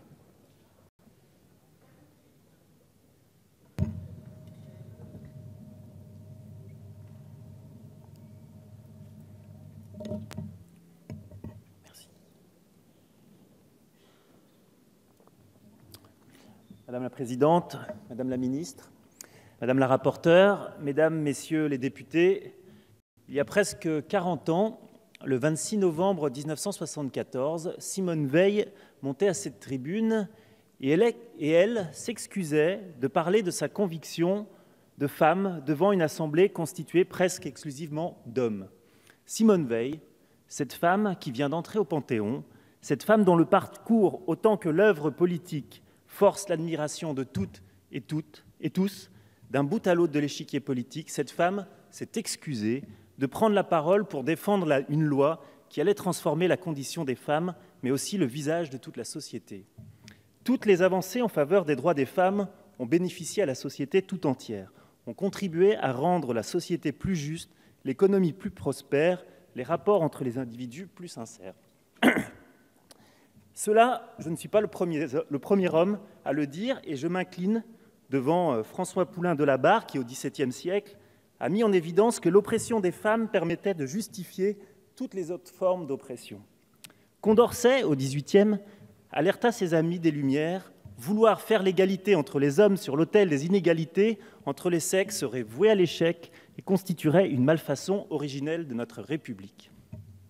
Au XIXe siècle, Victor Hugo, le parlementaire, ne déclarait-il pas, dans un bon sens éclatant, qu'il est impossible de composer le bonheur de l'homme avec la souffrance de la femme. Après ces hommes qui sont venus parler de leurs convictions sur l'égalité des sexes sans avoir à prendre la précaution préalable de s'en excuser, je m'adresse à vous aujourd'hui. Le sens de ce projet de loi, c'est que les femmes n'aient plus à s'excuser d'occuper l'espace public et d'y évoluer librement. Le sens de ce combat, c'est que les femmes n'aient plus à prendre des précautions particulières que nous autres hommes n'avons pas à prendre quand il s'agit de participer à la vie collective, et ce qui commence évidemment par le plein droit à occuper l'espace public. Le sens de ce projet de loi, c'est que les femmes ne soient plus tenues de s'expliquer sur leur tenue vestimentaire, leur comportement, les raisons de leur présence dans l'espace public quand il se trouve qu'elles y sont agressées. Et, vous le savez, ce n'est pas rare qu'elles le soient. Il y a quelques jours, en 2018, dans les rues de notre République, à Paris, une femme a été frappée en pleine rue, devant une dizaine de témoins, par un homme qui a commis envers elle ce que ce projet de loi va qualifier d'outrage sexiste. Disons de quoi il s'agit quand même. Cela va peut-être vous sembler trivial, mais il s'agissait des bruits dégradants, des sifflements des claquements de langue, a rapporté cette femme courageuse. Rien de grave, vous dites-vous. On l'a entendu parfois, ce n'est pas si grave. Alors, en pensant cela, vous êtes déjà en train d'excuser un homme qui signifie à des femmes que dans l'espace public, elles ne sont qu'invitées, priées de baisser les yeux et de passer sagement leur chemin, quand on leur manque de respect. Quand on leur manque de respect en raison de leur sexe, et seulement en raison de leur sexe, car elles risquent de se faire insulter, voire frapper si elles protestent. Cette tolérance à l'outrage sexiste se poursuit aujourd'hui sur le web et les réseaux sociaux, où des femmes, même parmi les plus aguerries, finissent par préférer fermer leur compte, à faire taire leur voix et à étouffer leur influence, plutôt que d'avoir à subir les injures et les menaces des cyberharceleurs. Là encore, nommons les choses telles qu'elles sont. C'est d'humiliations scabreuses, d'insultes avilissantes, de menaces de mort ou de viol dont il s'agit. N'avons-nous pas honte de cela? Allons-nous continuer longtemps à traiter comme une succession de tristes anecdotes ce qui reflète un phénomène massif de sentiment d'insécurité des femmes dans l'espace public réel ou virtuel? Allons-nous continuer encore longtemps à trouver des excuses aux hommes qui agressent les femmes et à demander aux femmes de s'excuser de pouvoir accéder pleinement à tout ce que notre contrat social promet aux citoyens, à savoir la liberté que garantit la sécurité? Mesdames et messieurs, je viens vous demander qu'on abaisse enfin le seuil de tolérance au sexisme sous toutes ses formes. C'est une question de dignité. Je ne voudrais pas que nous ayons à nous excuser auprès de nos enfants de ne pas l'avoir fait. Alors, mesdames, messieurs, par conséquent, le groupe MoDem votera ce texte tout en restant vigilant sur ces problématiques et en espérant que les avancées dans le domaine de l'égalité se poursuivent. Et pour finir, je dirais que c'est un combat que nous tous, et je le demande particulièrement aux hommes, devons mener chaque jour, chaque heure de notre engagement politique. Je vous remercie. Merci, monsieur le député. La parole est à madame Sophie Oconi pour l'UDI, Agir et Indépendants.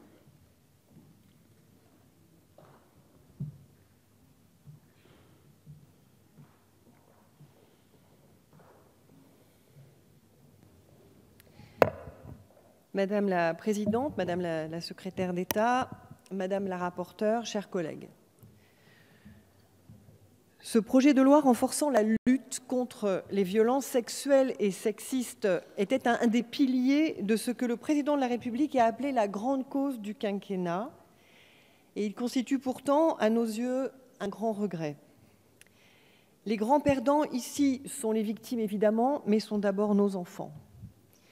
Notre Assemblée s'apprête aujourd'hui à voter un texte qui sera sans effet sur la terrible impunité actuelle de la pédocriminalité en France. Ce me semble un rendez-vous manqué, alors que nous avions l'occasion de renverser une anomalie sociale inacceptable au XXIe siècle. Alors pourquoi ce texte est décevant? Sur la prescription, nous appelions à l'imprescriptibilité pour les crimes sexuels sur mineurs. Toucher à nos enfants, c'est toucher à l'humanité. Nous souhaitions une politique de tolérance zéro à l'égard de ces agresseurs. Malheureusement, nous n'avons pas été entendus et à défaut de reconnaître cette imprescriptibilité, plusieurs propositions, Madame la Secrétaire d'État, vous ont été faites. Je pense à l'amendement même du gouvernement, proposé et adopté au Sénat, permettant l'interruption de la prescription des viols lorsque d'autres viols ont été commis par le même auteur contre d'autres mineurs, les serial violeurs. La CMP n'a pas retenu cette mesure. Je pense à la reconnaissance de l'amnésie traumatique comme élément suspensif de prescription. Un travail associatif important a été entrepris. Il s'agissait, dans un esprit de justice et de réparation vis-à-vis de ces personnes, pour qui l'agression a été si inacceptable que l'oubli a été le seul moyen de faire face pour survivre. Il s'agissait donc d'offrir la possibilité de sortir de leur mutisme à ces victimes et de leur permettre de faire valoir leurs droits. Porté par le sénateur Buffet, dont je salue l'infatigable engagement, cet amendement adopté à une large majorité du Sénat, 225 pour, 22 contre, a également été abandonné par la CMP. C'est incompréhensible. Les associations n'ont obtenu aucun argument juridique valable en réponse de la part du gouvernement. Il s'agit d'un mépris à leurs yeux. Pour ce qui concerne le très controversé article 2, je salue votre décision, Madame la secrétaire d'État, entre deux tweets, de nous débarrasser du délit d'atteinte sexuelle pour pénétration, qui restait incompris au sein de cet hémicycle, y compris dans vos rangs, Madame la secrétaire d'État, mais aussi auprès des associations et des ONG. Dans le cadre de ce texte de loi, une chance nous était offerte, celle de créer un interdit clair. Non. Cette mesure n'a pas non plus été retenue. Cette loi continuera de considérer qu'un enfant de 11 ans peut consentir à des pénétrations sexuelles. Nous marchons sur la tête. Comment peut-on encore accepter une telle aberration ? En l'absence d'un seuil d'âge, je vous remercie Madame Autain d'avoir créé l'ambiance, en l'absence d'un seuil d'âge du consentement permettant de criminaliser toute pénétration sexuelle commise par un adulte sur un mineur, nous abandonnons notre devoir fondamental, celui de protéger nos enfants. Un autre élément, que le fichier des agresseurs sexuels, pour lequel une inscription n'est immédiate que sur une peine encourue supérieure ou égale à 5 ans. En deçà, l'inscription est à la discrétion de la juridiction. Toute peine encourue ferme aurait dû rendre obligatoire l'inscription de l'auteur au fichier des agresseurs sexuels. C'eût été de la protection pour l'ensemble des victimes. Ça ne coûtait pas un centime à l'État. Je vous pose une question. Pourquoi le rejet de cet amendement ? Je ne comprends pas. C'est une telle évidence et un tel bon sens pour la protection des victimes. Aujourd'hui, on protège les auteurs et les agresseurs. Madame la ministre, vous aviez pourtant suscité l'espoir. Et je regrette infiniment la faible et décevante portée de ce texte. J'ai cru en votre capacité d'agir et de changer les choses. Je vous l'assure, je suis sincère. Ce texte aurait dû être le texte de ce quinquennat, transpartisan et consensuel, face à un sujet qui dépasse tout clivage politique. Tel a été le cas d'ailleurs lors de l'élaboration du rapport au sein de la délégation. Pour autant, nous notons des maigres progrès à travers l'allongement de 10 ans de délai de prescription, des progrès dans l'encadrement législatif du cyberharcèlement ou de l'outrage sexuel et sexiste. En conséquence, le groupe UDI, Agir et Indépendants votera en faveur de cette loi. Mais j'insiste, nous sommes très loin de répondre à l'enjeu qui se présentait à nous. Vous avez créé de l'espoir dans l'esprit des législateurs, des associations et des victimes.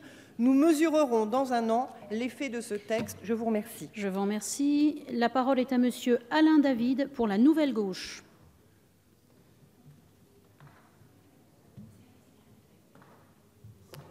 Madame la Présidente,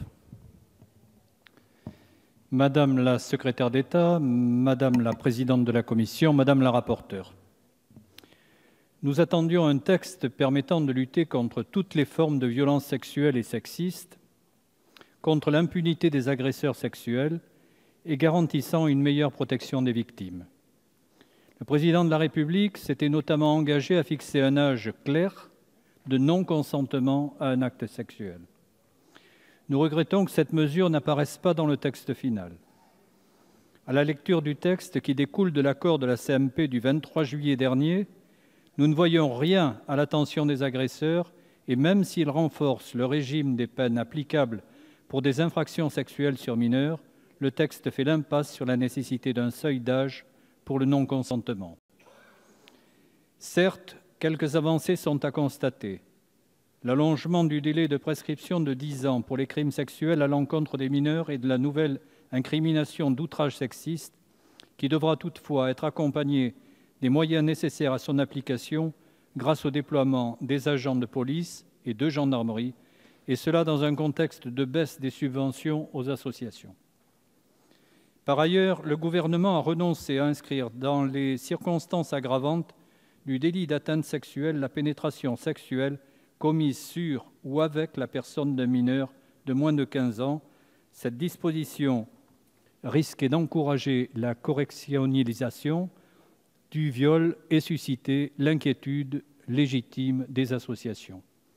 Les parlementaires socialistes ont enrichi le texte au cours de la navette en faisant adopter des dispositions sur lesquelles la commission mixte paritaire a décidé de revenir et nous le regrettons.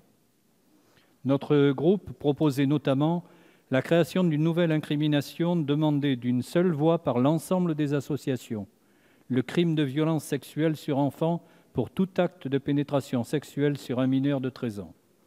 En effet, jamais un enfant ne peut donner un consentement éclairé à des relations sexuelles avec un adulte. Ce texte, comme beaucoup d'autres portés par la majorité, est un texte d'affichage avant tout. Il n'est décidément pas à la hauteur de son ambition initiale de mieux protéger les victimes et demeure une occasion manquée face à la problématique dramatique des violences sexuelles. Nous le regrettons. Pour autant, pour les avancées citées en amont de mon intervention, le groupe Nouvelle Gauche s'abstiendra. Merci, monsieur le député. Avant de donner la parole au prochain orateur, je vous informe que sur le vote de l'ensemble du projet de loi, je suis saisie par le groupe La République En Marche d'une demande de scrutin public. Le scrutin est annoncé dans l'enceinte de l'Assemblée nationale. La parole est à monsieur Jean-Hugues Ratenon pour la France insoumise.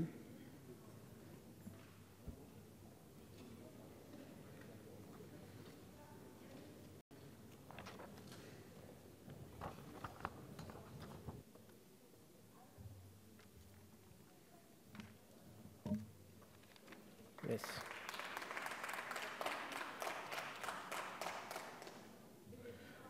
Madame la ministre, mes chers collègues, c'est un texte en demi-teinte que vous nous présentez sur la lutte contre les violences sexistes et sexuelles. Ce texte se décline en 4 axes. La hausse de la prescription de 20 à 30 ans pour les viols commis sur les mineurs, la modification des éléments constitutifs du viol, la modification des délits de harcèlement moral et sexuel pour y intégrer le cyberharcèlement, la création de la contravention pour ce que vous appelez des outrages sexistes. Je tiens à exposer point par point notre position sur ce texte. Premièrement, nous savons que les viols commis sur mineurs ont lieu le plus souvent dans le contexte familial et donc que cet environnement retarde le moment où la victime porte plainte. Pour de nombreux psychologues, le détachement vis-à-vis de la famille arrive en général autour de l'âge de 40 ans. Par ailleurs, nous savons que de telles situations traumatiques entraînent des effets particuliers sur la mémoire des victimes, allant jusqu'à l'amnésie totale qui peut durer de très nombreuses années. Alors, l'augmentation du délai de prescription de 20 à 30 ans pour ces viols est une bonne mesure et peut nous laisser espérer que davantage de violeurs seront condamnés, même si cette mesure n'enlève pas la difficulté probatoire pour des faits aussi anciens. Deuxièmement, vous redéfinissez la contrainte caractérisant le viol sur les mineurs. Ainsi, la contrainte morale pourrait résulter non seulement d'une différence d'âge ou d'une autorité de droit ou de fait que la personne majeure exerce sur le ou la mineure, mais aussi, je cite, de ce que la victime mineure était âgée de moins de 15 ans et ne disposait pas de la maturité sexuelle suffisante. Cette proposition semble tout de même laisser à l'appréciation d'une tierce personne, un juge ou un expert, de savoir au cas par cas si la victime disposait ou non de la maturité sexuelle suffisante. C'est un flou que ne nous semble pas assez protecteur pour les mineurs victimes. De notre côté, nous proposons une présomption simple de non-consentement pour les relations entre mineurs et majeurs. Nous sommes donc contre cet article 2. Troisièmement, vous intégrez les attaques sur Internet dans le périmètre du harcèlement moral et sexuel. C'est une très bonne chose. En effet, nous voyons depuis plusieurs années se développer des phénomènes de harcèlement numérique qui deviennent de plus en plus fréquents. L'impunité doit cesser, car ce n'est pas parce que le harcèlement a lieu sur un espace virtuel qu'il n'a pas de conséquences sur la vie réelle. Bien au contraire, nous avons vu déjà de nombreux cas qui ont mené au suicide des victimes de ce nouveau type de harcèlement. Quatrièmement, vous créez un délit d'outrage sexiste. Même si l'idée semble intéressante lorsque vous en parlez, on sait que c'est quasiment irréalisable. En effet, cette infraction ne pourra être caractérisée qu'en situation de flagrant délit.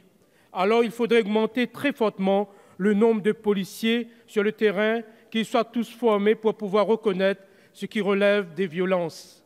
Votre politique, pourtant, continue à dégrader les conditions de travail des forces de l'ordre qui s'en plaignent de plus en plus. Les sous-effectifs sont criants. Ainsi, rien n'est prévu pour que la police puisse remplir correctement cette nouvelle mission. Nous avions, je vous en prie, madame, écoutez-moi. Madame la ministre, s'il vous plaît. Madame la ministre, je vous demande de vous arrêter de m'écouter. Nous avions beaucoup de propositions pour améliorer ce texte et le rendre acceptable. Mais évidemment, vous les avez rejetées en bloc. Alors, voilà, vous avez refusé notamment la possibilité d'être hébergés dans des centres non mixtes pour les femmes sans domicile qui en font la demande. La lutte contre les stéréotypes de genre, l'automaticité de la délivrance d'un titre de séjour aux personnes victimes de violences au sein du couple ou par un ex-conjoint, le contrôle de la publicité qui met en scène des femmes, ou encore l'obligation pour l'employeur de protéger les personnes victimes de harcèlement par la mise à pied conservatoire du harceleur. Pour nous, les avancées de ce texte sont beaucoup trop timides et sont malheureusement entourées de mauvaises mesures. Je vous remercie pour votre attention. Merci, monsieur le député. La parole est à monsieur Stéphane Peu pour la gauche démocrate et républicaine.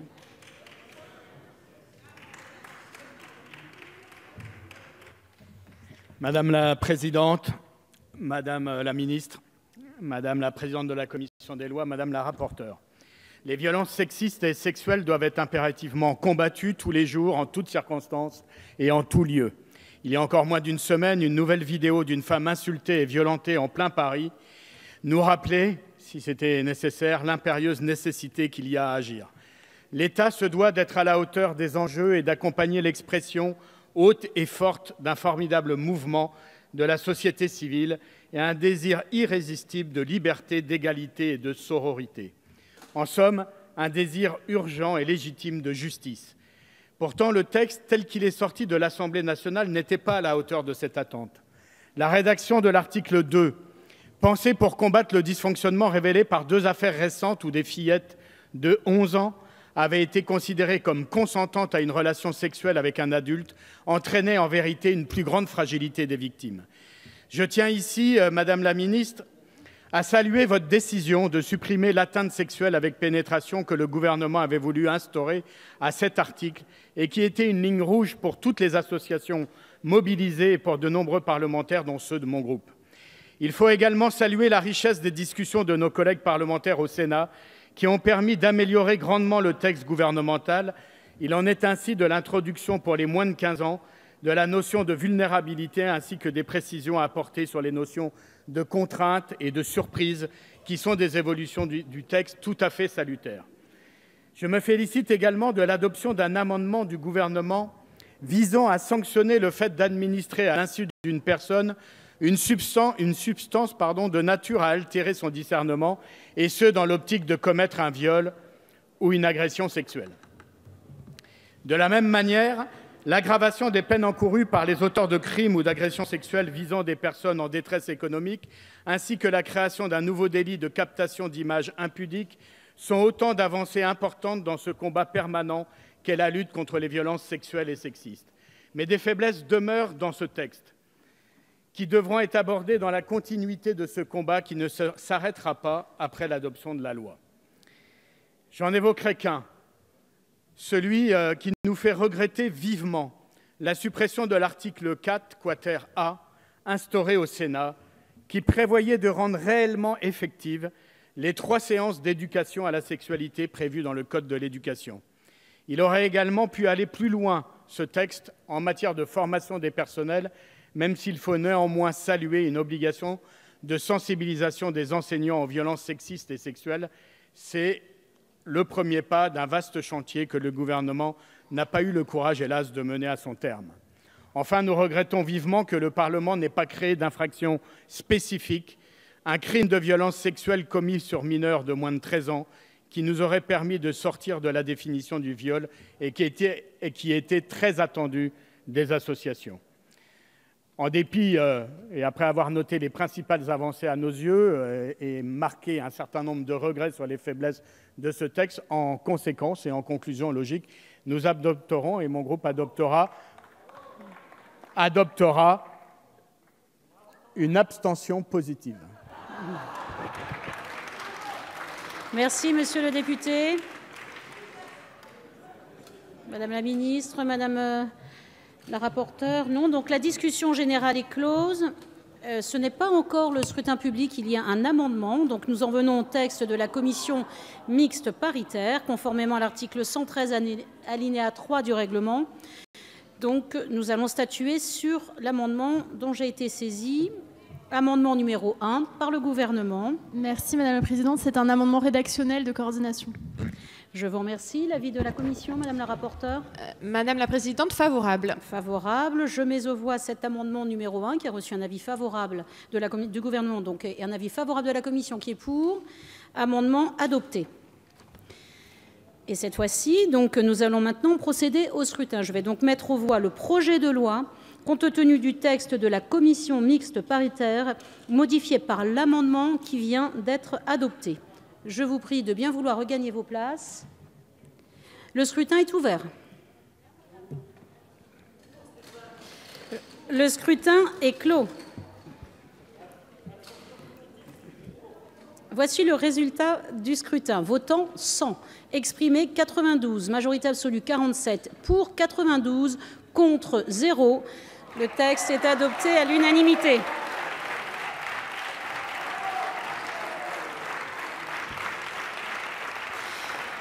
Madame la ministre, vous avez la parole.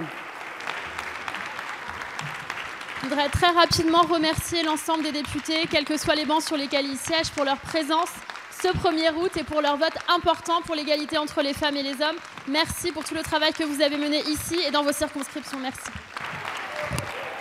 Merci, Madame la ministre. Le président a reçu du Premier ministre communication du décret du président de la République en date du 1er août 2018 portant clôture de la session extraordinaire. En conséquence, il est pris acte de la clôture de la session extraordinaire. La séance est levée. Bonnes vacances à vous tous.